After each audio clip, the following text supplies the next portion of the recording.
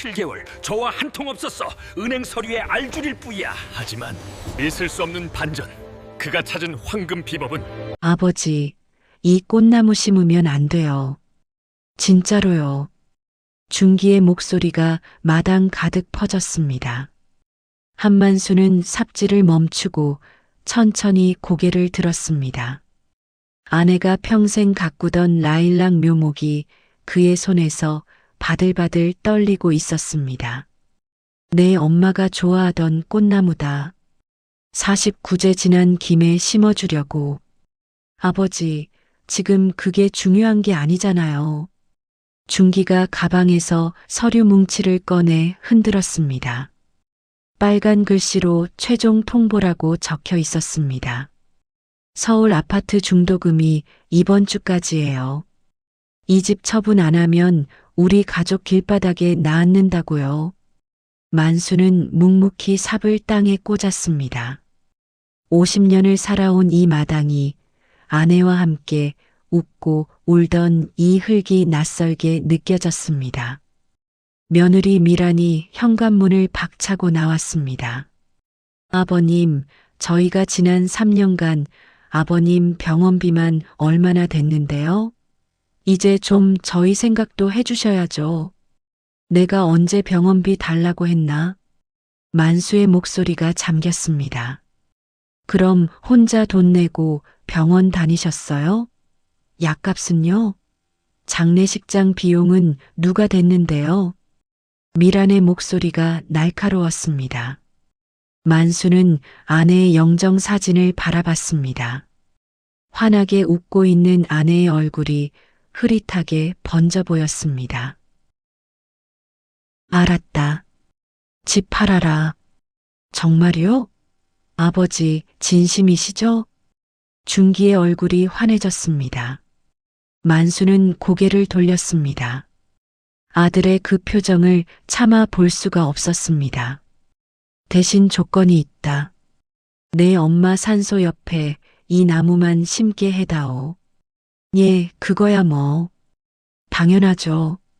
준기가 미란의 손을 잡고 활짝 웃었습니다. 두 사람은 곧바로 부동산에 전화를 걸기 시작했습니다. 만수는 라일락 묘목을 품에 안았습니다. 평생을 나무와 함께 살아온 목수였습니다. 나무의 결을 읽고 나무의 숨소리를 듣고 나무의 아픔을 어루만지며 살아왔습니다. 그는 알고 있었습니다. 나무도 때를 잘못 만나면 뿌리를 내리지 못한다는 것을, 자신도 이제 때를 잘못 만난 늙은 나무 같다는 생각이 들었습니다. 저녁 무렵 만수는 아내의 산소를 찾았습니다.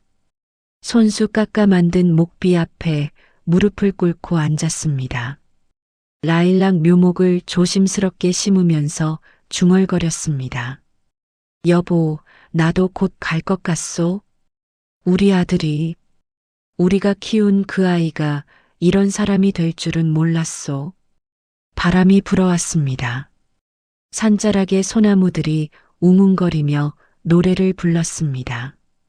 만수는 그 소리가 마치 아내의 목소리처럼 들렸습니다. 나무도 옮겨 심을 때가 있는 법이에요, 여보. 할아버지, 쉿. 조용히 해요. 12살 손녀 은서가 손가락을 입에 갖다 댔습니다.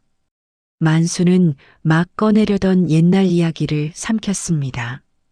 거실 소파에 앉아 있는 것조차 눈치가 보였습니다. 수학학원 숙제 풀어야 한다니까요. 할아버지 때문에 집중 안 돼요. 은서는 태블릿을 들고 자기 방으로 들어가 버렸습니다. 만수는 손에 들고 있던 호두과자를 내려놓았습니다. 손주들 주려고 재래시장에서 산 것이었습니다. 아버님, 거기 계시지 마시고 방에 좀 들어가 계세요. 미란이 청소기를 들고 나왔습니다. 만수가 앉았던 소파 쿠션을 툭툭 털어냈습니다. 나도 TV 좀 보면 안 되나? 아버님 보시는 프로 트로트 같은 거잖아요. 애들한테 안 좋아요. 요즘은 영어 유치원 다녀야 하는 시대라고요. 만수는 천천히 일어났습니다. 자신의 방이라고 할당받은 곳은 베란다를 개조한 3평짜리 공간이었습니다. 창문도 제대로 없어서 여름엔 찜통, 겨울엔 냉동고였습니다. 방문을 닫으려는 순간 거실에서 준기와 미란의 대화가 들려왔습니다. 여보, 아버지 언제까지 여기 계실 건데? 애들 친구들 놀러 오는데 불편해. 그러게. 근데 요양원은 돈이 너무 많이 들어. 그럼 시골에 월세 싼 데 얻어들이면 되잖아. 공기도 좋고. 오, 그거 괜찮은데? 어차피 아파트 중도금 넣으면 우리도 빠듯할 거 아냐. 만수는 문고리를 쥔 손에 힘이 들어갔습니다. 손마디가 하얗게 질렸습니다. 그는 천천히 문을 닫았습니다. 한밤중이었습니다. 만수는 잠이 오지 않아 화장실에 갔습니다. 거실을 지나가는데 테이블 위에 놓인 서류가 눈에 들어왔습니다. 주택담보대출 심사서라는 제목이 보였습니다. 서류를 펼쳐보니 가슴 아픈 내용이 적혀 있었습니다. 아들은 시골집을 팔아받은 돈을 아파트 중도금이 아니라 주식 투자에 사용했습니다. 그것도 전액 손실이었습니다. 그리고 지금 이 서울 아파트를 담보로 또다시 대출을 받으려 한다는 내용이었습니다. 담보가치 상승 요인 직계 존속 동거로 인한 세대원수 증가. 만수는 서류를 내려놓았습니다. 손이 떨렸습니다. 자신은 아들에게 집값을 올려주는 수단이었습니다. 사람이 아니라 담보였습니다. 새벽녘 만수는 작은 가방에 옷가지 몇 벌을 챙겼습니다. 아내의 사진 한 장과 목수 시절 쓰던 작은 대패칼 하나를 조심스럽게 넣었습니다. 현관문을 열려는데 준기가 방에서 나왔습니다. 아버지, 어디 가세요? 이 새벽에? 산책 좀. 그러세요. 아, 아버지.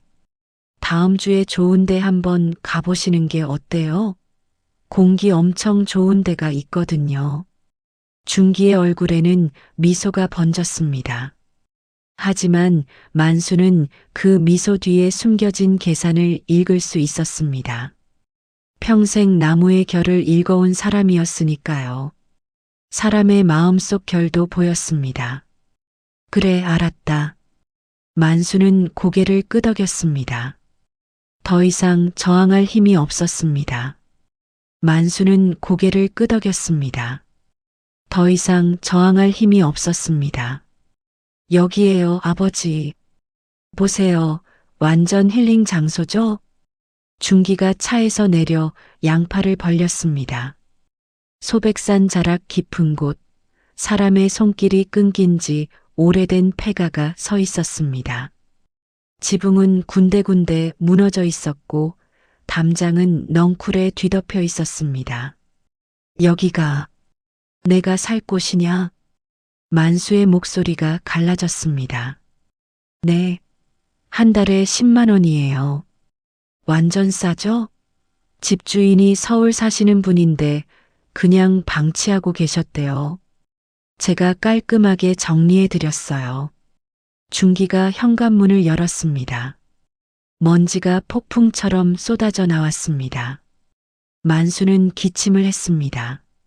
안으로 들어가니 거미줄이 사방에 쳐져 있었습니다. 전기는 들어오고요, 수도는. 마당에 우물이 있으니까 거기서 길어 쓰시면 되고, 가스는 여기 연탄 좀 쌓아뒀으니까 때우시면 되고요. 겨울에 연탄을? 아버지 옛날에 연탄 엄청 잘 떼셨잖아요. 추억 소환이다, 이거죠.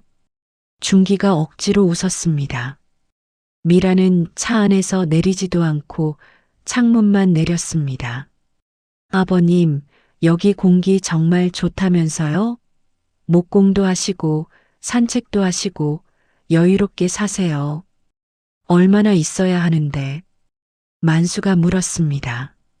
준기와 미란이 눈빛을 교환했습니다. 아, 그냥 당분간이요. 저희가 서울 집 정리 좀 하고 애들 학교 문제 해결하고 나면 모시러 올게요. 당분간이 얼마나 되냐고. 한 6개월? 아니, 1년 정도? 준기의 목소리가 점점 작아졌습니다. 만수는 더 이상 묻지 않았습니다. 이미 답을 알고 있었습니다. 아들은 자신을 버리러 온 것이었습니다. 식료품이랑 생필품은 저기 상자에 넣어뒀고요. 한 달치는 될 거예요. 다음 달에 또 갖다 드릴게요. 준기가 서둘러 말했습니다. 차에 시동을 거는 미란이 경적을 울렸습니다. 아버지, 저희 가봐야 돼요. 애들 학원 데려다 줘야 해서. 건강하세요. 준기가 허둥지둥 차에 올라탔습니다. 차가 멀어졌습니다.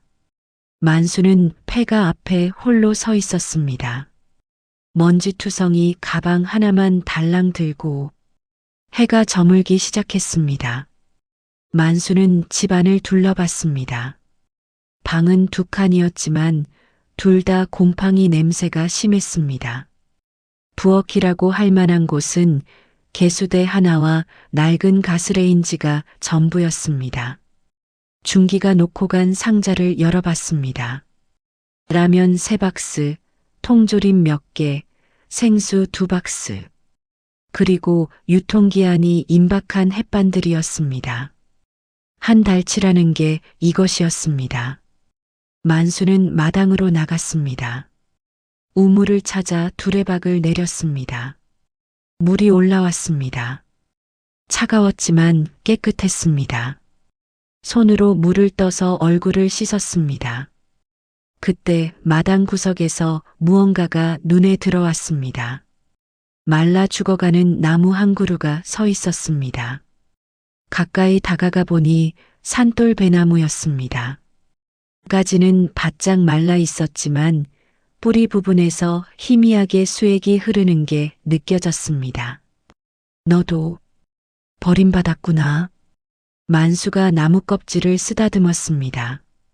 거칠고 갈라진 표면이 자신의 손등과 닮았습니다. 밤이 깊어졌습니다. 만수는 연탄을 피우려 했지만 쉽지 않았습니다. 손이 떨리고 힘이 없었습니다. 결국 담요 한 장을 뒤집어 쓰고 구석에 웅크렸습니다. 어둠 속에서 문득 아내의 목소리가 들리는 것 같았습니다. 여보, 나무도 옮겨 심을 때가 있는 법이라고 했잖아요. 만수는 눈을 감았습니다. 눈물이 흘러내렸습니다. 하지만 소리내어 울지는 않았습니다. 평생 나무처럼 묵묵히 살아온 사람이었으니까요. 첫 번째 일주일이 지났습니다. 만수는 준기에게 전화를 걸었습니다. 10번을 걸었지만 받지 않았습니다. 문자를 보냈습니다. 준기야, 연탄이 떨어졌다. 답장은 오지 않았습니다. 2번째 주가 되자 식량이 바닥났습니다. 라면은 이미 다 떨어졌고 통조림도 마지막 하나만 남았습니다. 만수는 산을 헤맸습니다. 먹을 수 있는 나무를 찾아다녔습니다. 목수였지만 산에서 나고 자란 사람이라 어떤 풀을 먹어야 하는지 알고 있었습니다. 더덕을 캐고 고사리를 꺾고 도토리를 주었습니다. 우물물에 씻어 날 것으로 먹었습니다. 배는 고팠지만 죽지는 않았습니다. 어느 날 밤 만수는 마당의 산돌배나무 앞에 앉았습니다. 달빛 아래서 나무를 바라봤습니다. 나무는 여전히 말라 있었지만 완전히 죽지는 않았습니다. 너는 물도 제대로 못 받으면서 어떻게 살아있니? 만수가 중얼거렸습니다. 그는 우물에서 물을 길어와 나무 밑에 부어줬습니다. 한 바가지, 2바가지, 3바가지. 그러다 문득 나무 주변에 잡초가 너무 많이 자란 것을 발견했습니다. 아, 너는 이놈들 때문에 영양분을 빼앗긴 거구나. 만수는 손으로 잡초를 뽑기 시작했습니다. 맨손으로 하다 보니 손톱이 깨지고 손바닥에 물집이 잡혔습니다. 하지만 멈추지 않았습니다. 나무 주변을 깨끗하게 정리했습니다. 그러다 이상한 것을 발견했습니다. 나무 밑 흙이 다른 곳보다 유난히 푹푹 꺼졌습니다. 만수는 주변에 놓여있던 녹슨 삽을 들고 조심스럽게 파내려 갔습니다. 삽 끝에 무언가 단단한 것이 걸렸습니다. 도자기 같았습니다. 더 파내자 커다란 옹기 항아리가 모습을 드러냈습니다. 뚜껑을 열자 진한 과일 향이 코를 찔렀습니다. 이게 술인가? 만수가 손가락을 담가 맛을 봤습니다. 술은 아니었습니다. 발효된 산돌배 원액이었습니다. 당도가 높으면서도 시원한 신맛이 있었습니다. 그리고 목으로 넘어가자 온몸에 따뜻한 기운이 퍼졌습니다. 만수는 계속 파내려 갔습니다. 하나, 둘, 셋. 결국 15개의 항아리가 나왔습니다. 모두 산돌배 원액으로 가득 차 있었습니다. 이 집 주인이 숨겨둔 건가? 만수는 항아리들을 집 안으로 옮겼습니다. 하나하나 뚜껑을 열어 상태를 확인했습니다. 모두 온전했습니다. 어떤 것은 10년도 더 된 것 같았습니다. 발효가 완벽하게 이루어져 있었습니다. 그날 밤 만수는 오랜만에 배를 채웠습니다. 산돌배 원액에 우물물을 타서 마셨습니다. 신기하게도 허기가 가셨습니다. 몸에 힘이 돌았습니다. 며칠이 지나자 더 놀라운 일이 일어났습니다. 만수는 평소에 무릎과 허리 통증에 시달렸습니다. 그런데 산돌배 원액을 마신 뒤로 통증이 많이 줄어들었습니다. 아침에 일어날 때 덜 뻑뻑했고 산을 오를 때도 숨이 덜 찼습니다. 이게 약이었나? 만수는 목수 시절의 기억을 떠올렸습니다. 나무의 결을 맞추고 적절한 비율로 오치를 섞고 완벽한 균형을 찾아내던 그 감각이 되살아났습니다. 만수는 산을 누볐습니다. 약초를 찾았습니다. 황기, 당귀, 청궁, 백출. 목수가 나무를 고르듯 약초를 골랐습니다. 집으로 돌아와 깨끗이 씻어 말렸습니다. 그리고 산돌배 원액에 조금씩 배합했습니다. 비율을 바꿔가며 맛을 봤습니다. 너무 쓰면 산돌배를 더하고 너무 달면 약초를 더했습니다. 마치 명품 가구를 만들듯 정성을 들였습니다. 한 달이 지났습니다. 만수는 완벽한 배합을 찾아냈습니다. 산돌배의 단맛과 약초의 쓴맛이 조화를 이룬 황금빛 액체. 그는 이것을 만수 산돌배청이라고 이름 붙였습니다. 산돌배나무는 이제 완전히 살아났습니다. 새 잎이 돋아나고 가지가 뻗어나갔습니다. 만수도 살아났습니다.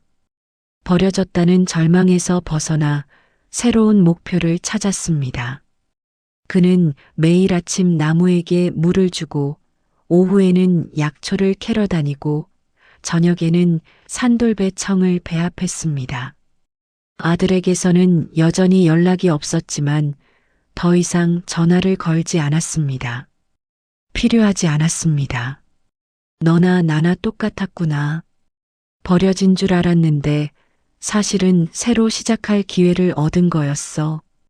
만수가 산돌배나무를 쓰다듬으며 말했습니다. 나무는 바람에 흔들리며 대답하는 것 같았습니다. 이봐요. 혹시 이거 어디서 났소?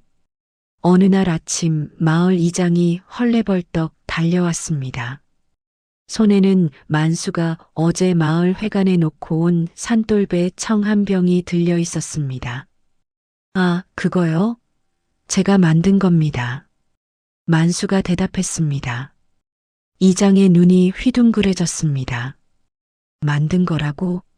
이게 한만수 씨, 농담 아니고 이거 진짜 대단한 물건이요. 이장은 며칠 전부터 만성기관지염으로 고생하고 있었습니다. 그런데 어제 우연히 마을 회관에서 만수가 놓고 간 산돌배청을 마셨는데 오늘 아침 일어나니 기침이 뚝 멈췄다는 것이었습니다. 그냥 운이 좋으셨겠죠. 아니요. 우리 마누라도 무릎 아프다고 난리였는데 이거 한 잔 먹더니 벌떡 일어나서 밭에 나갔다고. 소문은 빠르게 퍼졌습니다. 마을 사람들이 하나둘씩 찾아왔습니다. 처음엔 호기심에, 나중엔 간절함에. 위염으로 고생하던 청년, 당뇨로 힘들어하던 할머니, 불면증에 시달리던 아저씨. 만수는 그들에게 산돌배청을 나눠줬습니다. 일주일 뒤 마을 회관은 발 디딜 틈이 없었습니다. 한만수 씨, 제발 저한테도 좀 주시오. 돈 드릴 테니 좀 더 만들어 주시오. 사람들이 아우성쳤습니다. 만수는 당황했습니다. 자신은 그냥 버려진 항아리를 발견해서 조금 손을 본 것뿐이었습니다. 이렇게 큰 반응이 올 줄은 몰랐습니다. 그날 저녁 낯선 차 한 대가 만수의 집 앞에 멈춰 섰습니다.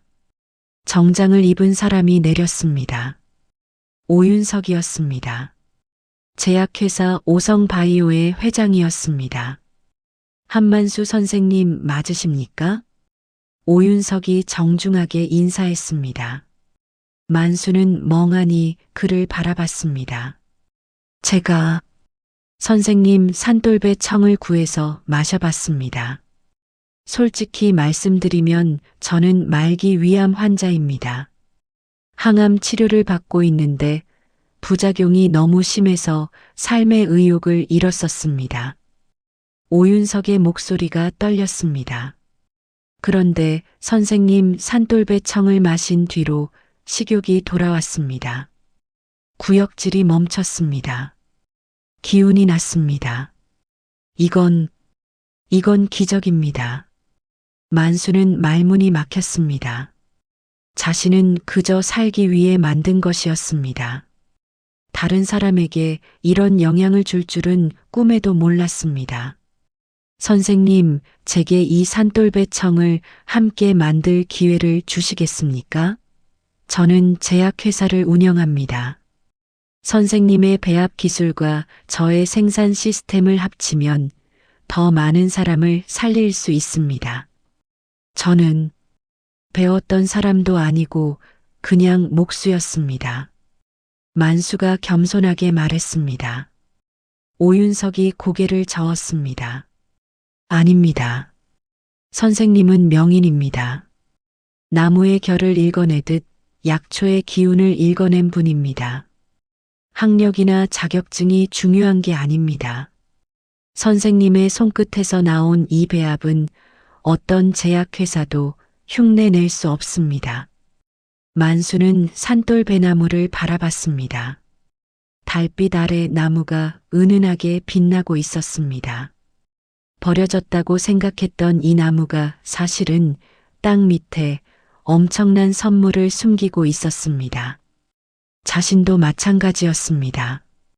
버려졌다고 생각했지만 사실은 새로운 시작을 위해 이곳에 온 것이었습니다. 한번 해보겠습니다. 만수가 천천히 고개를 끄덕였습니다. 오윤석의 얼굴이 환해졌습니다. 두 사람은 악수를 나눴습니다. 늙은 목수와 병든 회장의 손이 맞잡혔습니다. 그날 밤 산골 오두막에서 새로운 전설이 시작되었습니다. 6개월이 흘렀습니다. 만수와 오윤석의 협업은 놀라운 결과를 낳았습니다. 오성바이오의 연구팀이 만수의 산돌배청을 분석했고 그 안에 강력한 항산화 성분과 면역 증강 물질이 함유되어 있다는 사실이 밝혀졌습니다. 하지만 문제가 있었습니다. 만수의 손맛을 기계로 재현할 수가 없었습니다. 똑같은 재료, 똑같은 비율로 만들어도 만수가 직접 배합한 것과는 확연히 달랐습니다. 선생님, 도대체 비결이 뭡니까? 오성바이오 연구소장이 답답해하며 물었습니다. 만수는 항아리를 쓰다듬으며 말했습니다. 나무마다 결이 다릅니다. 약초도 마찬가지입니다. 같은 황기라도 어느 산에서 자랐는지, 얼마나 햇볕을 받았는지에 따라 기운이 다릅니다. 저는 그걸 손으로 느끼고, 코로 맡고, 혀로 맛보면서 조절합니다. 그럼 선생님이 직접 하셔야 한다는 말씀입니까? 그렇습니다. 결국 생산 방식이 정해졌습니다. 원료는 오성바이오에서 최상급으로 공급하고 최종 배합은 만수가 직접 합니다. 하루에 만들 수 있는 양은 고작 20병. 하지만 그 20병의 가치는 엄청났습니다. 한만수명인 산돌배청이라는 이름으로 출시되자 주문이 폭주했습니다. 한 병에 50만 원이라는 고가였지만 예약이 석 달치나 밀렸습니다. 암 환자들, 만성 질환자들, 건강을 되찾고 싶은 사람들이 전국에서 찾아왔습니다. 어느 봄날 오후 오윤석이 만수를 찾아왔습니다. 선생님, 오늘은 제가 선생님께 빚을 갚으러 왔습니다. 무슨 말씀이십니까? 선생님 덕분에 제 위암이 완치 판정을 받았습니다. 오윤석의 눈가가 붉어졌습니다. 6개월 전 말기 위암 진단을 받고 시한부 인생을 살던 그였습니다. 하지만 만수의 산돌배청을 꾸준히 마시고 항암 치료를 병행한 결과 종양이 완전히 사라졌습니다. 그건 제 공이 아니라 오 회장님이 포기하지 않으셨기 때문입니다. 아닙니다. 선생님이 저에게 희망을 주셨습니다. 그래서 제가 준비한 게 있습니다. 오윤석이 서류 봉투를 꺼냈습니다. 안에는 통장과 계약서가 들어 있었습니다. 이건 6개월간의 매출에서 선생님 몫입니다. 정확히 12억입니다. 만수는 말을 잇지 못했습니다. 12억. 평생 몫으로 살며 모아봤자 몇 천만 원이 고작이었던 그에게 12억은 천문학적인 숫자였습니다. 너무 많습니다. 저는 그저 선생님, 이건 시작에 불과합니다. 앞으로 더 많은 수익이 생길 겁니다. 50대 50으로 나누기로 계약했습니다. 기억하시죠? 만수는 떨리는 손으로 통장을 받았습니다. 그의 머릿속에 준기의 얼굴이 스쳤습니다. 자신을 이 산골에 버리고 간 아들. 하지만 이상하게도 분노가 아니라 씁쓸함이 밀려왔습니다. 선생님, 괜찮으십니까? 안색이 좋지 않으신데. 아닙니다. 그냥 감회가 새롭습니다. 그날 저녁 만수는 혼자 산을 올랐습니다. 예전에 오윤석을 처음 만났던 그곳. 그날도 오늘처럼 봄바람이 불었습니다. 그날의 기억이 생생했습니다. 플래시백 석 달 전의 일이었습니다. 만수는 약초를 캐러 산을 오르고 있었습니다. 갑자기 앞쪽 계곡에서 신음소리가 들렸습니다. 누구? 한 남자가 바위에 기대어 쓰러져 있었습니다. 얼굴은 새하얗게 질려 있었고 가슴을 움켜쥐고 있었습니다. 심장 발작이었습니다. 여기 사람 있소. 정신 차리시오. 만수가 달려갔습니다. 남자의 맥을 짚어봤습니다. 희미했습니다. 119를 불러봤자 이 깊은 산속까지 오려면 1시간은 걸릴 것 같았습니다. 만수는 재빨리 판단했습니다. 배낭에서 산돌배 청을 꺼냈습니다. 평소에 산에 다닐 때 물 대신 가지고 다니던 것이었습니다. 이거 드셔보시오. 기운이 날 겁니다. 만수가 남자의 입에 산돌배 청을 조금씩 흘려 넣었습니다. 처음에는 반응이 없었습니다. 하지만 몇 분이 지나자 남자의 호흡이 안정되기 시작했습니다. 얼굴에 혈색이 돌아왔습니다. 고맙습니다. 남자가 가까스로 눈을 떴습니다. 그가 바로 오윤석이었습니다.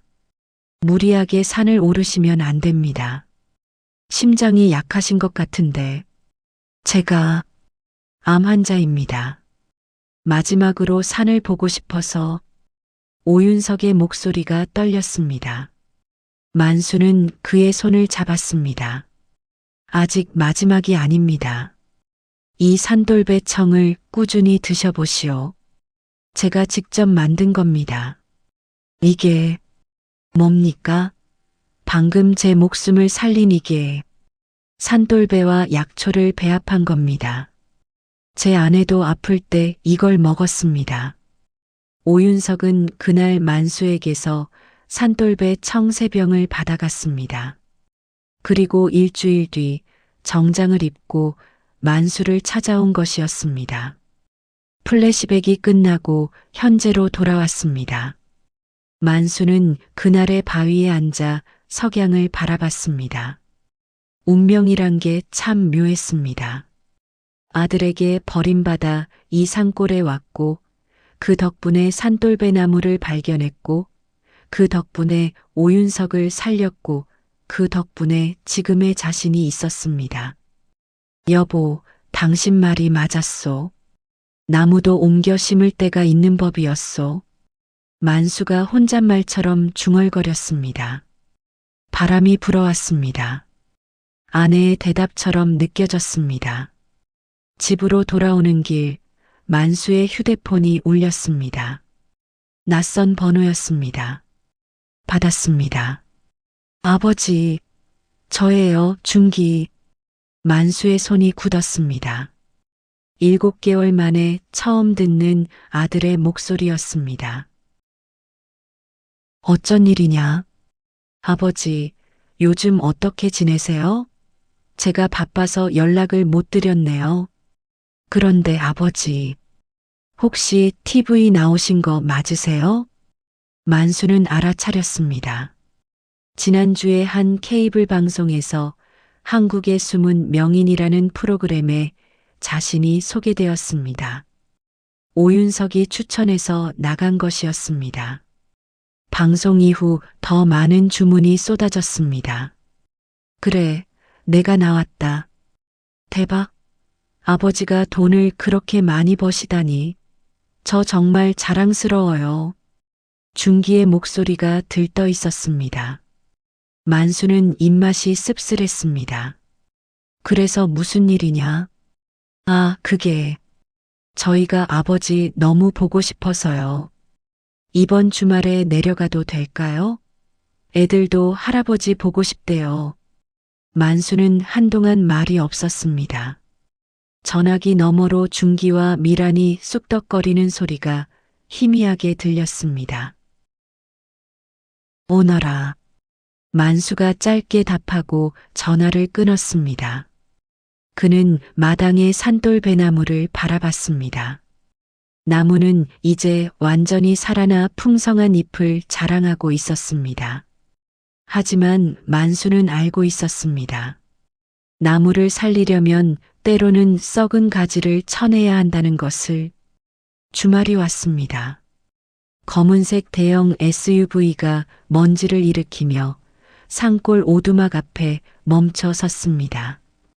7개월 전 만수를 버리고 갔던 그 낡은 경차가 아니었습니다. 렌트카였습니다. 아버님, 준기가 차에서 뛰어내렸습니다. 명품 브랜드 로고가 박힌 점퍼를 입고 있었습니다.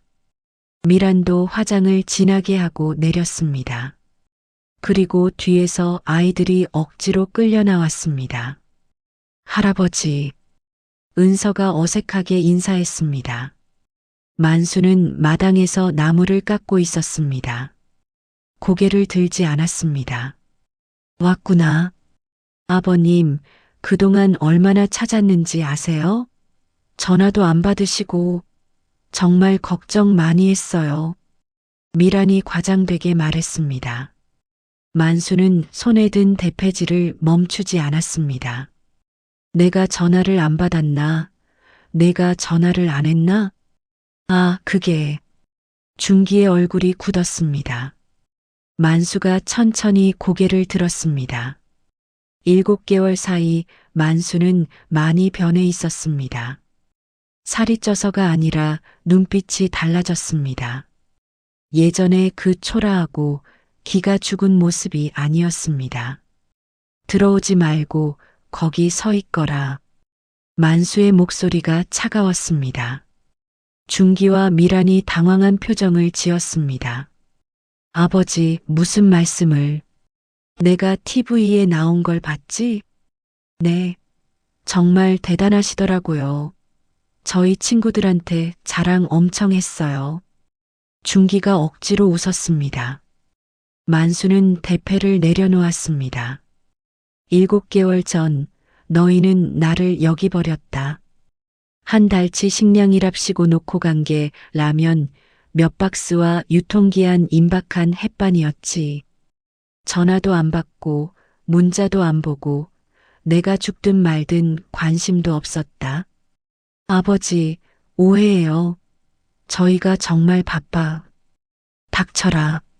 만수의 목소리가 낮게 깔렸습니다. 준기가 입을 다물었습니다.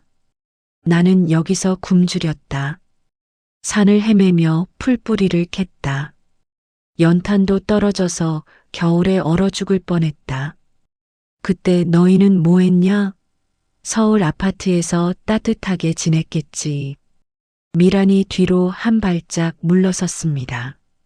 만수가 천천히 일어났습니다. 그런데 신기한 일이 생겼다.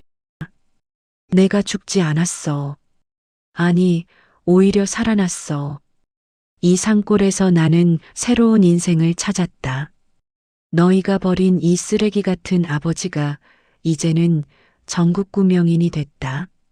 아버지, 그래서 저희가 이렇게 돈 때문에 왔지? 만수가 단도직입적으로 물었습니다. 준기의 얼굴이 붉어졌습니다. 아, 아니에요. 정말로 아버지가 보고 싶어서. 서울 아파트 대출 연체됐지? 내가 준 돈 주식에 날렸지? 카드값 못 갚아서 신용불량 직전이지? 준기의 얼굴이 하얗게 질렸습니다. 만수는 어떻게 알았을까요? 오윤석이 알려준 것이었습니다. 만수의 가족 상황이 궁금해서 사람을 시켜 알아본 것입니다. 너희가 여기 온 이유는 딱 하나다. 내 돈. 12억이 넘는 내 통장. 그게 탐나서 왔다. 아버지. 준기가 소리쳤습니다. 은서와 동생이 겁먹은 얼굴로 엄마 뒤에 숨었습니다. 저희가 잘못했어요. 아버지, 제발 한 번만 용서해 주세요. 저희 정말 반성하고 있어요. 미란이 눈물을 흘렸습니다. 하지만 만수는 그녀의 눈을 봤습니다. 진짜 눈물이 아니었습니다. 연기였습니다. 반성? 뭘 반성했는데? 나를 여기 버린 걸? 7개월 동안 연락 한 번 안 한 걸? 아니면 내가 가난할 때는 쓰레기 취급하다가 돈 벌었다고 달려온 걸? 만수가 집 안으로 들어갔습니다. 잠시 후 통장을 들고 나왔습니다. 준기의 눈이 반짝였습니다. 이게 너희가 원하는 거지? 만수가 통장을 흔들었습니다. 아버지, 저희가 이 돈으로 뭐 할 건데? 또 주식 투자? 아니면 도박? 명품 가방? 만수가 통장을 집어던졌습니다. 통장이 준기의 발 앞에 떨어졌습니다. 준기가 허리를 숙여 집으려는 순간 만수가 그의 손목을 붙잡았습니다. 집어들기 전에 내 말 들어라. 이 돈은 내 피와 땀으로 번 거다. 너희가 나를 버리고 간 이 7개월 동안 나는 하루도 쉬지 않고 일했다. 새벽 4시에 일어나 약초를 캐러 다녔고 밤 12시까지 배합을 했다. 이 늙은 손으로 만수가 자신의 손을 보여줬습니다. 굳은 살투성이에 상처가 가득했습니다. 그런데 너희는 뭐 했냐? 편하게 살면서 내 돈만 기다렸지. 이제 내가 돈을 벌었다니까 달려왔지. 이게 자식이냐? 아버지, 저희가 정말 잘못했어요. 제발. 준기가 무릎을 꿇었습니다. 미란도 따라서 무릎을 꿇었습니다. 하지만 만수는 고개를 저었습니다. 늦었다. 너희가 나를 버렸을 때 나도 너희를 버렸다. 아버지, 돌아가거라. 그리고 다시는 오지 마라. 만수가 등을 돌렸습니다. 준기가 비명처럼 외쳤습니다. 그럼 저희는 어떻게 살라고요?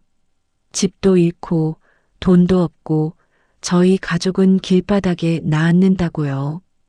만수가 걸음을 멈췄습니다. 천천히 고개를 돌렸습니다. 나도 그랬다. 너희가 나를 이 산골에 버렸을 때 나도 길바닥에 나앉았다. 그때 너희는 내 걱정했냐? 안 했지. 그러니 이제는 너희 차례다. 너희가 직접 경험해봐라. 버려진다는 게 어떤 건지. 만수는 집 안으로 들어가 문을 닫았습니다. 밖에서 준기와 미란의 울부짖는 소리가 들렸습니다. 하지만 만수는 문을 열지 않았습니다. 그는 창문 틈으로 밖을 내다봤습니다. 준기 가족이 차에 올라타고 있었습니다. 은서가 뒤를 돌아보며 무언가 말하려 했지만 미란이 아이를 차 안으로 밀어 넣었습니다. 차가 떠났습니다. 만수는 한숨을 쉬었습니다. 가슴이 아팠습니다. 하지만 이것이 옳은 일이라는 걸 알고 있었습니다. 나무를 살리려면 썩은 가지를 쳐내야 합니다. 가족도 마찬가지입니다. 그날 밤 만수는 산돌 배나무 아래 앉았습니다. 달빛이 나무를 비췄습니다. 나무는 조용히 바람에 흔들렸습니다. 마치 만수를 위로하는 것 같았습니다. 내가 잘한 건가, 여보? 만수가 중얼거렸습니다. 대답은 없었습니다. 하지만 마음은 알고 있었습니다. 아직 끝나지 않았다는 것을, 진짜 시험은 이제부터라는 것을. 석 달이 흘렀습니다. 만수의 산돌배청은 이제 전국적인 명품이 되었습니다. 예약 대기만 1년치가 넘었고 한 병에 80만 원까지 가격이 올랐지만 사람들은 기꺼이 돈을 냈습니다. 오성바이오는 만수를 위해 제대로 된 공장을 지었습니다. 산골 오두막에서 10분 거리에 있는 넓은 터에 한옥 스타일의 작업장이 들어섰습니다. 하지만 만수는 여전히 그 오두막에서 살았습니다. 산돌 배나무 곁을 떠나고 싶지 않았습니다. 어느 월요일 아침 공장 앞에 사람들이 모여 있었습니다. 직원들이 수군거렸습니다. 저 사람들 누구예요? 모르겠는데. 아침부터 저기 서 있던데. 만수가 공장에 도착했습니다. 입구에 무릎을 꿇고 앉아 있는 사람들이 보였습니다. 준기와 미란이었습니다. 석 달만이었습니다. 아버지, 준기가 고개를 들었습니다. 그의 얼굴은 완전히 달라져 있었습니다. 살이 빠졌고 눈가에 그늘이 깊게 드리워져 있었습니다. 미란도 마찬가지였습니다. 명품 옷은 온데간데 없고 낡은 점퍼를 입고 있었습니다. 왜 왔냐? 만수가 차갑게 물었습니다. 준기가 머리를 조아렸습니다. 아버지, 저희가 잘못했습니다. 정말로 잘못했습니다. 3달 전에도 그런 말했다. 아버지, 저희 정말 다 잃었어요. 집도 빼앗기고 아이들은 학교를 옮겨야 했고 저는 신용불량자가 됐어요. 준기의 목소리가 떨렸습니다. 만수는 표정 변화가 없었습니다. 그래서 제발 일자리라도 주세요. 저희가 이 공장에서 일하게 해주세요. 월급은 얼마든지 상관없어요. 그냥 먹고 살 수 있게만 해주세요. 미란도 얼굴을 땅에 대고 빌었습니다. 아버님, 제가 정말 잘못했어요. 제가 아버님을 사람 취급 안 했어요. 제가 나쁜 년이에요. 제발 용서해 주세요. 주변에 모여있던 직원들이 수군거렸습니다. 만수는 한참을 말없이 그들을 내려다봤습니다. 일자리를 달라고? 네. 아버지, 제발요. 좋다. 줄 수는 있다. 준기의 얼굴이 환해졌습니다. 하지만 만수는 바로 이어서 말했습니다. 대신 조건이 있다. 사무실 일은 없다. 현장에서 막노동을 해라. 네. 약초를 캐러 새벽 4시에 산에 올라가야 한다. 그리고 원료를 나르고 청소하고 설거지하고 그런 일을 해야 한다. 할 수 있겠나? 준기가 망설였습니다. 미란의 얼굴이 굳었습니다. 그게 못하겠으면 가거라. 만수가 돌아서려 했습니다. 준기가 소리쳤습니다. 할게요. 하겠습니다. 월급은 최저시급이다. 그리고 내 말에 한마디도 대꾸하지 마라. 할 수 있나? 네. 준기가 고개를 숙였습니다. 만수는 공장 관리인을 불렀습니다. 이 두 사람에게 지게를 주고 산으로 보내시오. 오늘 할당량은 약초 50kg입니다.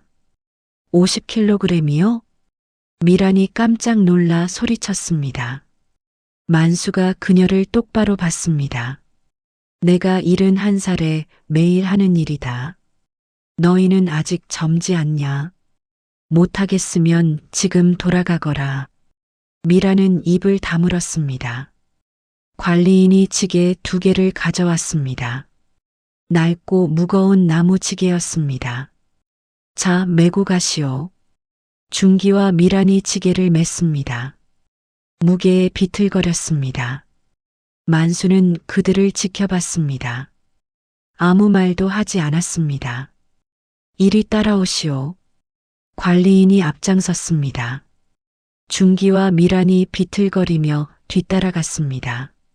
만수는 그들의 뒷모습을 오래 바라봤습니다. 명희님, 괜찮으십니까? 옆에 있던 직원이 조심스럽게 물었습니다. 만수가 고개를 끄덕였습니다. 나무를 바로 세우려면 먼저 뿌리부터 다잡아야 합니다. 그날부터 준기와 미란의 혹독한 노동이 시작되었습니다. 새벽 4시, 아직 어둠이 가시지 않은 산길을 올랐습니다. 지게를 지고 호미를 들고 약초를 캤습니다. 첫날 준기는 10kg밖에 캐지 못했습니다. 미라는 5kg이 고작이었습니다. 손에는 물집이 잡혔고 허리는 끊어질 것 같았습니다. 이건 사람이 할 짓이 아니야. 미란이 주저앉아 울었습니다. 준기도 기진맥진했습니다. 당신, 우리 그냥 갈까? 차라리 서울 가서 다른 일. 갈 곳이 어디 있어? 우리 신용 불량자야. 아무도 안 써줘. 준기가 쓰디쓴 목소리로 말했습니다. 두 사람은 결국 그날 할당량을 채우지 못하고 내려왔습니다. 만수가 그들을 기다리고 있었습니다. 할당량을 못 채웠구나. 아버지, 죄송합니다. 내일도 못 채울 거다. 모레도 못 채울 거다. 만수가 단호하게 말했습니다. 하지만 한 달쯤 지나면 채울 수 있을 거다. 몸이 적응하고 요령이 생기고 근육이 붙으면. 나도 그랬다. 한 달. 그래, 한 달. 그동안 견뎌봐라. 내가 7개월을 어떻게 견뎠는지 조금이나마 이해하게 될 거다. 만수가 그들에게 약초 연고를 건넸습니다. 손에 발라라. 물집에 좋다. 준기가 연고를 받았습니다. 그의 눈에 눈물이 고였습니다. 아버지, 말하지 마라. 일이나 해라. 만수가 돌아섰습니다. 하지만 그의 뒷모습은 예전처럼 냉정하지만은 않았습니다. 어깨가 조금 축 처져 있었습니다. 마음이 아팠던 것입니다. 하지만 이것이 필요한 과정이라는 걸 알고 있었습니다. 일주일이 지났습니다. 준기와 미라는 여전히 할당량을 채우지 못했습니다. 하지만 조금씩 나아지고 있었습니다. 손의 물집은 굳은 살로 변했고 허리의 통증은 줄어들었습니다. 한 달이 지났습니다. 드디어 할당량을 채우는 날이 왔습니다. 준기가 50kg짜리 약초지게를 내려놓았을 때 관리인이 박수를 쳤습니다. 드디어 해냈습니다. 준기는 그 자리에 주저앉았습니다. 기뻐서가 아니라 기진맥진해서였습니다. 하지만 그의 얼굴에는 뭔가 달라진 것이 있었습니다. 성취감이었습니다. 만수가 나타났습니다. 준기의 지게를 살펴봤습니다. 됐다. 이제 너는 약초 캐는 법을 알게 됐다. 내일부터는 다른 일을 배워라. 네. 준기가 고개를 숙였습니다. 예전 같으면 겨우 이것 때문에 한 달이나 고생했냐고 불평했을 것입니다. 하지만 이제는 달랐습니다. 그는 노동의 가치를 조금씩 이해하기 시작했습니다. 석 달이 더 흘렀습니다. 준기와 미라는 이제 공장의 정식 직원이 되었습니다. 하지만 여전히 가장 힘든 일을 맡았습니다. 새벽 약초 채취, 원료 운반, 항아리 세척, 작업장 청소. 하루하루가 전쟁 같았습니다. 어느 날 저녁 준기는 작업을 마치고 밖으로 나왔습니다. 온몸이 땀으로 흠뻑 젖어 있었습니다. 그는 벤치에 앉아 자신의 손을 바라봤습니다. 예전에는 부드럽고 깨끗했던 손이었습니다. 컴퓨터 자판이나 두드리고 커피잔이나 들던 손이었습니다. 이제는 굳은 살이 박히고 상처 자국이 가득했습니다. 하지만 이상하게도 이 손이 더 떳떳하게 느껴졌습니다. 형부, 뒤에서 목소리가 들렸습니다. 돌아보니 공장 직원 중 가장 나이 많은 박씨 아저씨였습니다. 아, 박 선배님. 준기가 일어서려 했지만 박 씨가 손을 내저었습니다. 앉아 있어요. 피곤하겠어요. 박 씨가 옆에 앉았습니다. 담배를 한 대 꺼내 물었다가 이내 다시 집어넣었습니다. 명희님 보면 대단하다는 생각이 들어요. 네. 형부, 저도 처음엔 형부네 가족사 다 알고 있었어요. 다들 알아요. 명희님이 어떻게 여기 오셨는지. 준기의 얼굴이 붉어졌습니다. 그래서 처음엔 형부를 안 좋게 봤어요. 아버지한테 저런 짓을 하다니 인간이 아니라고 생각했죠. 죄송합니다. 근데 요즘은 생각이 달라졌어요. 형부, 정말 달라졌어요. 박 씨가 준기의 어깨를 툭 쳤습니다. 처음엔 하루 만에 도망갈 줄 알았는데 석 달을 버텼잖아요. 그것도 불평 한마디 없이. 이제는 후배들한테도 먼저 손 내밀고 힘든 일 솔선수범하고 확실히 사람이 달라졌어요. 준기는 대답하지 못했습니다. 목이 메었습니다. 명희님이 형부한테 이런 시험을 준 이유가 뭔지 알아요? 뭔가요? 형부가 땀의 무게를 알았으면 해서죠. 돈이 그냥 생기는 게 아니라는 걸, 누군가의 피와 땀으로 만들어진다는 걸, 그걸 몸으로 느껴야 돈의 가치를 알게 되니까. 박 씨가 일어서며 말했습니다. 내일도 힘내요, 형부. 준기는 한참을 그 자리에 앉아 있었습니다. 저 멀리 만수의 오두막에서 불빛이 보였습니다. 아버지는 지금도 일을 하고 계실 것입니다. 71살의 나이에도 하루도 쉬지 않고 그날 밤 준기는 오두막을 찾아갔습니다. 조심스럽게 문을 두드렸습니다. 아버지, 저예요. 들어오너라. 만수는 작업대 앞에 앉아 약초를 다듬고 있었습니다. 준기가 들어와 바닥에 무릎을 꿇고 앉았습니다. 아버지, 할 말이 있어요. 말해봐라. 저, 이제 알 것 같아요. 아버지가 왜 저한테 이런 일을 시키셨는지. 만수의 손이 잠깐 멈췄습니다. 처음엔 원망했어요. 왜 저한테만 이렇게 혹독하게 하시나 진짜 아들을 미워하시는구나 생각했어요. 근데 아니었어요. 준기의 목소리가 떨렸습니다. 아버지는 저를 가르치신 거였어요. 제가 평생 배우지 못한 걸 가르쳐 주신 거예요. 땀 흘려 일하는 게 뭔지, 하루 벌어 하루 먹고 사는 게 얼마나 힘든지, 돈이 얼마나 소중한 건지. 만수는 여전히 약초를 다듬고 있었습니다. 하지만 귀는 아들의 말을 듣고 있었습니다.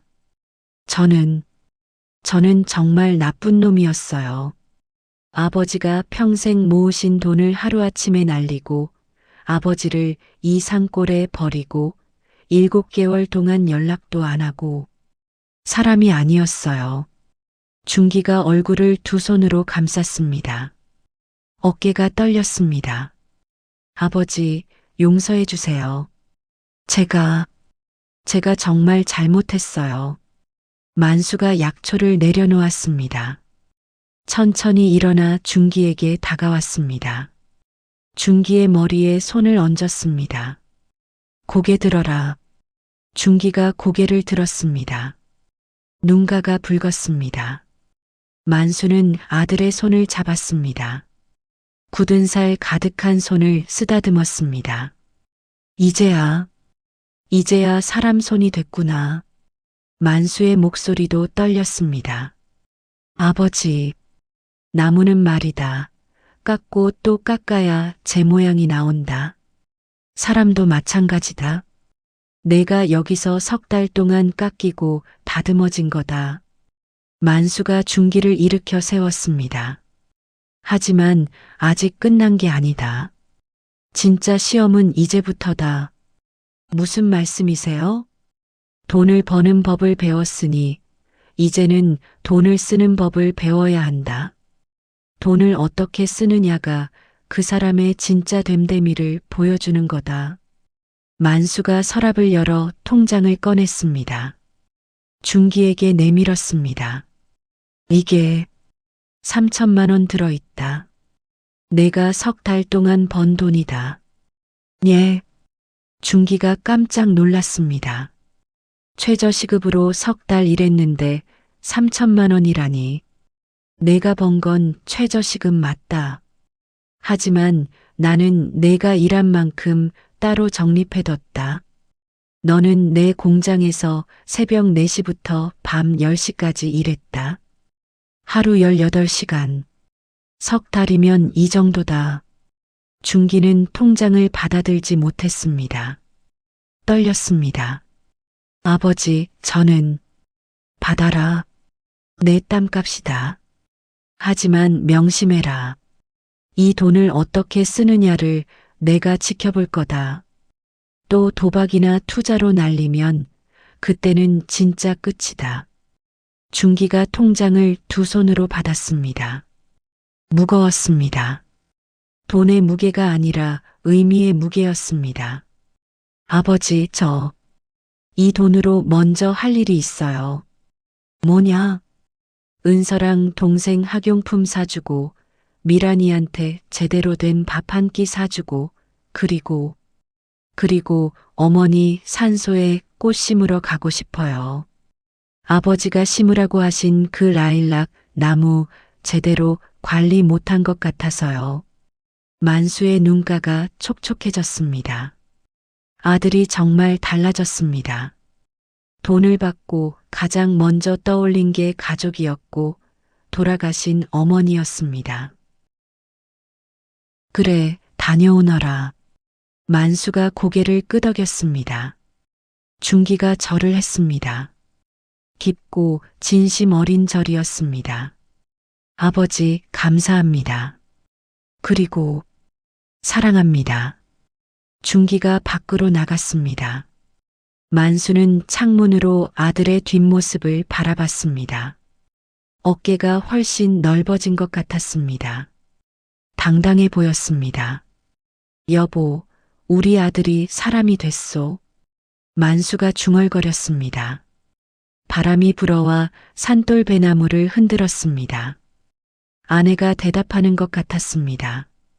그날 밤 미란도 오두막을 찾아왔습니다. 아버님, 들어오너라. 미란은 예전처럼 화장을 진하게 하지 않았습니다. 명품 옷도 입지 않았습니다. 소박한 작업복 차림이었습니다. 하지만 그녀의 얼굴은 예전보다 훨씬 밝아 보였습니다.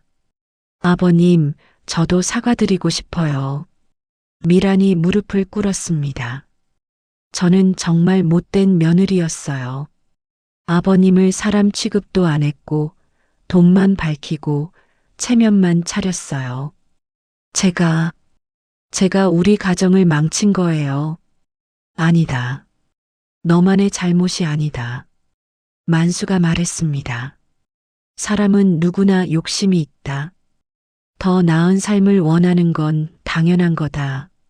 하지만 그 방법이 잘못됐던 거지. 다른 사람을 짓밟고 올라서려 했으니까. 네. 이제는 알아요. 진짜 행복이 뭔지. 미란이 눈물을 닦았습니다. 예전엔 명품 가방 사는 게 행복인 줄 알았어요. 큰 아파트에 사는 게 성공인 줄 알았어요.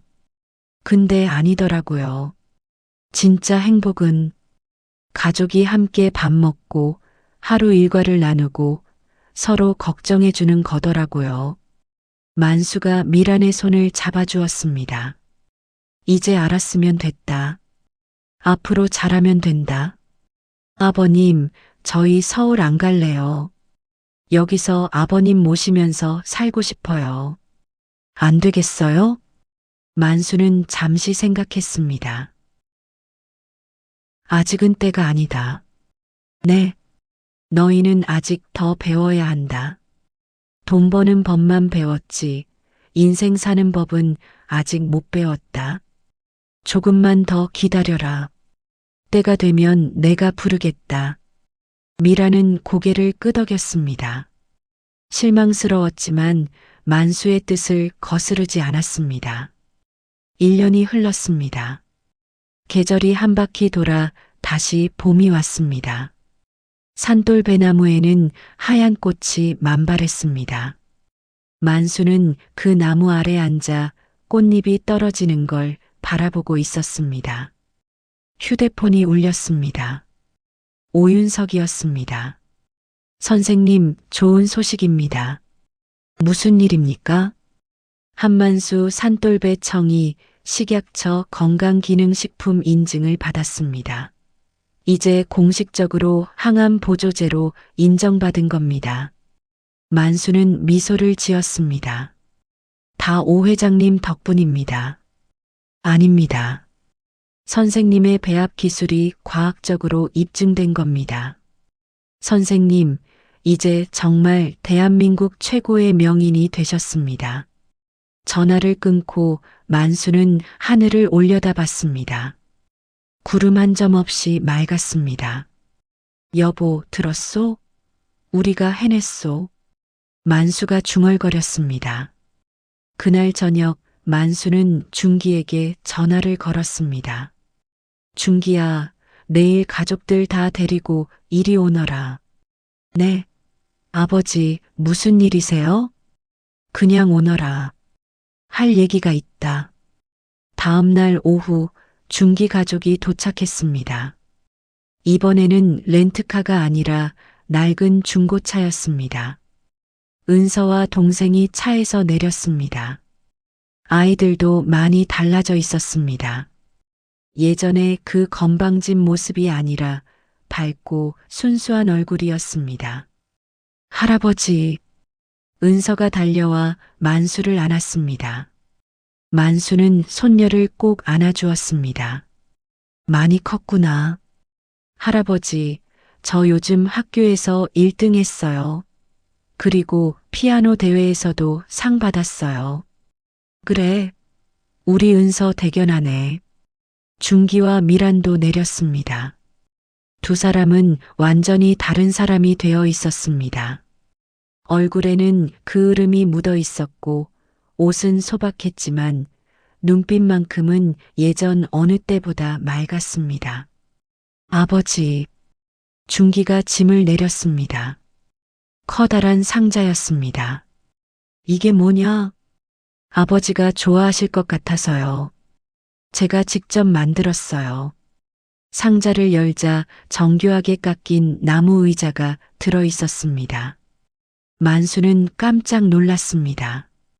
내가 이걸 만들었다고? 네. 요즘 목공 학원 다니고 있어요. 아버지한테 배우고 싶어서요. 준기가 수줍게 웃었습니다. 만수는 의자를 만져봤습니다. 결이 매끄러웠고 짜임새가 탄탄했습니다. 완벽하진 않았지만 정성이 느껴졌습니다. 잘 만들었다. 만수의 목소리가 떨렸습니다. 앉아보세요, 아버지. 만수가 의자에 앉았습니다. 편안했습니다. 딱 그의 몸에 맞게 설계되어 있었습니다. 마음에 드세요? 그럼. 최고다. 만수가 의자 팔걸이를 쓰다듬었습니다. 준기가 무릎을 꿇고 앉았습니다. 아버지, 저 이제 목수가 되고 싶어요. 아버지처럼 나무를 다루는 사람이 되고 싶어요. 만수는 아들의 손을 잡았습니다. 굳은 살투성이 손. 1년 전에 그 보드라운 손이 아니었습니다. 좋다. 내가 가르쳐 주마. 정말요? 그래. 하지만 쉽지 않을 거다. 나무는 거짓말을 하지 않는다. 정성을 들이면 아름다운 모습을 보여주고 대충 하면 금방 티가 난다. 사람도 마찬가지다. 알겠습니다, 아버지. 만수가 일어섰습니다. 가족들을 이끌고 뒤쪽으로 갔습니다. 그곳에는 새로 지은 한옥이 있었습니다. 크지는 않았지만 아담하고 정갈했습니다. 이게 너희가 살 집이다. 만수가 말했습니다. 준기와 미란이 입을 벌렸습니다. 아버지, 이게 무슨... 나는 이제 늙었다. 혼자 이 큰 공장 운영하기 벅차다. 너희가 옆에서 도와줘야 한다. 아버지, 준기가 만수를 껴안았습니다. 미란도 달려와 안겼습니다. 아이들도 함께 안겼습니다. 4명이 노인 1명을 에워쌌습니다. 고맙습니다, 아버지. 사랑합니다. 나도 사랑한다, 얘들아. 만수의 눈에서 눈물이 흘러내렸습니다. 1년 반 전 이 산골에 버려졌을 때는 상상도 못한 장면이었습니다. 그날 저녁 가족들은 함께 저녁을 먹었습니다. 준기가 직접 지은 밥, 미란이 끓인 된장찌개, 은서가 만든 샐러드. 소박했지만 정성이 가득한 밥상이었습니다. 할아버지, 맛있어요? 은서가 물었습니다. 만수가 고개를 끄덕였습니다. 최고다. 내 평생 먹어본 밥 중에 제일 맛있다. 정말요? 근데 할아버지, 눈물 나세요? 만수가 눈을 닦았습니다. 아니다. 그냥 뭔가 눈에 들어갔나 보다. 준기가 아버지의 손을 잡았습니다. 아버지, 앞으로 제가 모실게요. 평생 모실게요. 그래, 고맙다. 저녁을 다 먹고 가족들은 마당으로 나왔습니다. 산돌 배나무 아래에 평상을 깔고 모두 앉았습니다. 노을이 지고 있었습니다. 산자락이 황금빛으로 물들었습니다. 예쁘다. 미란이 감탄했습니다. 서울에선 이런 노을 못 봤어요. 그러게. 여기가 천국이네. 준기가 말했습니다. 은서와 동생은 마당을 뛰어다니며 놀고 있었습니다. 아이들의 웃음소리가 산에 울려 퍼졌습니다. 만수는 그 모습을 바라보며 미소 지었습니다. 그리고 옆에 놓인 나무 의자를 쓰다듬었습니다. 아들이 만든 의자. 서툴지만 정성이 가득한. 여보, 우리 아들이 나무를 깎기 시작했소. 이제 진짜 내 아들이 된 것 같소. 만수가 하늘을 향해 중얼거렸습니다. 별이 하나둘 떠오르기 시작했습니다. 준기가 다가왔습니다. 아버지, 뭐라고 하셨어요? 아무것도 아니다. 그냥 행복하다는 말이다. 저도요, 아버지. 저도 정말 행복해요. 준기가 아버지 옆에 앉았습니다. 부자는 함께 노을을 바라봤습니다. 말은 없었지만 마음은 통했습니다. 아버지, 하나만 물어봐도 될까요? 물어봐라. 아버지는 언제부터 저를 용서하셨어요? 만수는 잠시 생각했습니다. 처음부터였다. 예. 나는 너를 미워한 적이 없다. 다만 가르치고 싶었을 뿐이다. 내가 진짜 사람이 되길 바랐다. 돈이 있든 없든 성공했든 실패했든 당당하게 살 수 있는 사람이 되길 바랐다. 준기의 눈에 눈물이 고였습니다. 아버지, 나무를 보면 알 수 있다. 곱게 자란 나무는 바람에 쉽게 부러진다. 하지만 굽어서 자란 나무는 어떤 바람에도 견딘다. 내가 굽은 나무가 되길 바랐다. 인생의 모진 바람을 견딜 수 있는. 만수가 산돌 배나무를 가리켰습니다. 저 나무처럼 말이다. 한때 말라 죽어가던 나무였지만 이제는 가장 아름다운 꽃을 피운다. 사람도 마찬가지다. 죽을 것 같은 시련을 겪어야 진짜 아름다운 꽃을 피울 수 있다. 준기는 아버지의 어깨에 머리를 기댔습니다. 만수는 아들의 머리를 쓰다듬어 주었습니다. 아버지, 사랑합니다. 나도 사랑한다, 아들아. 두 사람은 한참을 그렇게 앉아 있었습니다. 산에서 바람이 불어왔습니다. 산돌 배나무가 바람에 흔들렸습니다. 마치 노래를 부르는 것 같았습니다. 미란이 부엌에서 나와 소리쳤습니다. 자기야, 아버님, 차 우렸어요. 들어와서 드세요. 지금 간다. 준기가 일어서며 아버지에게 손을 내밀었습니다. 만수가 그 손을 잡고 일어섰습니다. 부자는 손을 잡고 집으로 들어갔습니다. 마당에는 산돌 배나무만 남았습니다. 나무는 달빛을 받으며 조용히 서 있었습니다. 그 뿌리는 땅 깊숙이 박혀 있었고 가지는 하늘 높이 뻗어 있었습니다. 한때 버려졌던 나무, 한때 말라 죽어가던 나무. 하지만 이제는 가장 강한 나무, 가장 아름다운 나무. 사람도 마찬가지입니다. 버려진다고 끝이 아닙니다. 쓰러진다고 끝이 아닙니다. 다시 일어서면 됩니다. 뿌리를 내리면 됩니다. 그러면 언젠가는 꽃을 피울 수 있습니다. 산울림이 들려왔습니다. 멀리서, 가까이서, 사방에서 가족의 웃음소리가 메아리쳐 퍼졌습니다.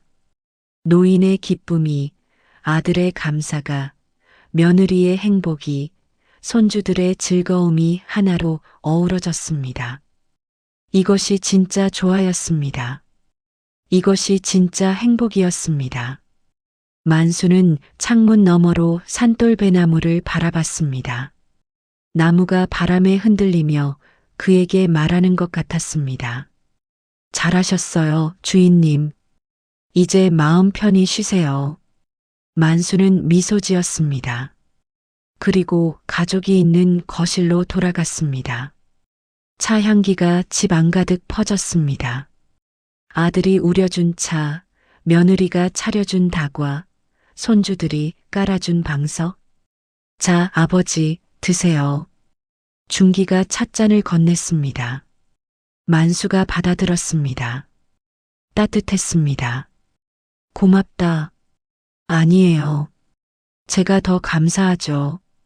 가족들이 둥그렇게 둘러앉았습니다. 만수는 그들의 얼굴을 하나하나 바라봤습니다. 모두 행복해 보였습니다. 모두 사랑스러웠습니다.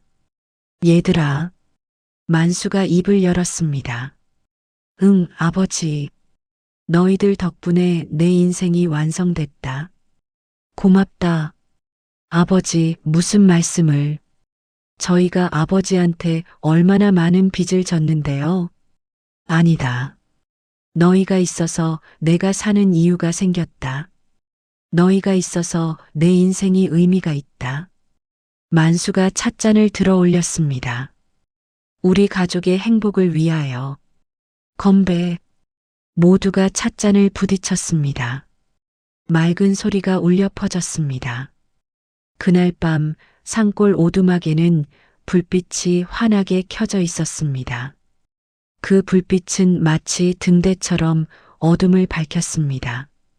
길을 잃은 이들에게 희망을 주는 등대, 버려진 이들에게 위로를 주는 등대. 만수의 인생도 그런 등대였습니다. 어둠 속에서도 빛을 잃지 않았고, 절망 속에서도 희망을 버리지 않았고, 고통 속에서도 사랑을 포기하지 않았습니다.